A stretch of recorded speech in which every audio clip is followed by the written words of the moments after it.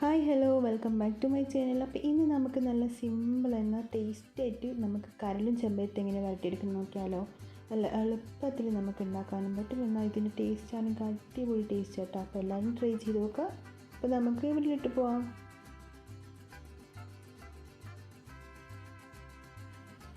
അപ്പോൾ നമുക്ക് ആദ്യം ഒരു കുക്കറിലേക്ക് ചെറുതായിട്ട് കട്ട് ചെയ്ത് വെച്ചിട്ടുള്ള കരളും ചെമ്പരത്തി ഇട്ട് കൊടുക്കാം കേട്ടോ. അപ്പോൾ ഇതിൽ കൂടുതലായിട്ടുള്ളത് ചെമ്പരത്തി, ഇതാണ് ചെമ്പരത്തി. എനിക്ക് ഇതിന് കറക്റ്റായിട്ട് എന്താ പേര് പറയാനൊന്നും അറിയില്ല. അപ്പോൾ നിങ്ങളുടെ നാട്ടിൽ എന്താ പറയാന്നുള്ളത് കമൻറ്റ് ചെയ്യുക കേട്ടോ. അപ്പോൾ കുറച്ച് കരളും കൂടി ഇതിലേക്ക് ഇട്ട് കൊടുത്തിട്ടുണ്ട്. ഇനി നമുക്ക് ഇതിലേക്ക് ആവശ്യത്തിനുള്ള ഉപ്പും 1 ടീസ്പൂണോളം ജിഞ്ചർ ഗാർലിക് പേസ്റ്റും കുറച്ച് മഞ്ഞൾപ്പൊടി ഇട്ടിട്ട് നന്നായിട്ടൊന്ന് മിക്സ് ചെയ്തിട്ട് കുക്കറിൽ നിന്ന് വേവിച്ചെടുക്കാം. അപ്പോൾ ഒരു 5-6 വിസിൽ മതിയാകട്ടെ. അപ്പോഴത്തേക്ക് നന്നായിട്ട് വെന്ത് കിട്ടും. അപ്പോൾ ഇത് ഏകദേശം ഒരു 1/2 കിലോത്തോളം ഉണ്ടാവും. അപ്പോൾ അത് വെന്ത് വരുന്ന സമയത്ത് നമുക്ക് മിക്സിയുടെ ജാറിലേക്ക് ഒരു 5-8 ഇതുപോലെ ചെറിയ ഉള്ളി ഇട്ട് കൊടുക്കുക.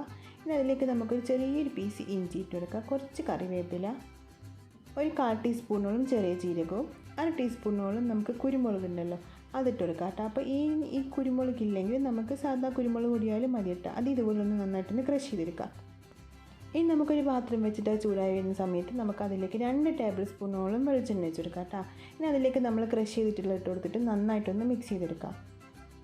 ഇനി ഈ കുഞ്ഞുള്ളിയും ഇഞ്ചിയും കറിവേപ്പിലേക്ക് നന്നായിട്ട് മൂത്തിട്ട് ഇതിൻ്റെ സ്മെല്ലൊക്കെ ഒന്ന് മാറി വരുന്ന സമയത്ത് നമുക്കിതിലേക്കൊരു 1.5 ടീസ്പൂണോളം മല്ലിപ്പൊടി ചേർത്ത് കൊടുക്കാം കേട്ടോ.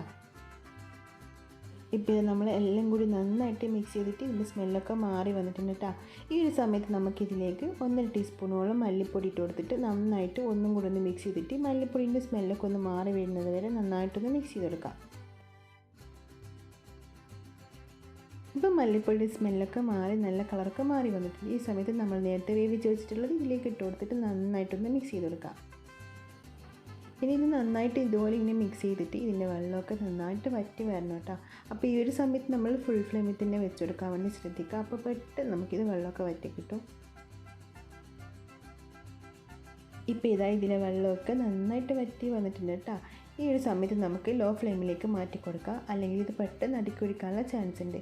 ഇനി നമുക്ക് ഇതിലേക്ക് 2 പച്ചമുളക് ചെറുതായിട്ട് കട്ട് ചെയ്തിട്ട് കൊടുക്കുക, കുറച്ച് കറിവേപ്പില, കുറച്ച് മല്ലിയിലയും, ഒരു 1/4 ടീസ്പൂണോളം കുരുമുളക് പൊടിയും 1/2 ടീസ്പൂണോളം ഗരം മസാലയും ഇട്ടിട്ട് നന്നായിട്ടൊന്ന് മിക്സ് ചെയ്ത് കൊടുക്കുക.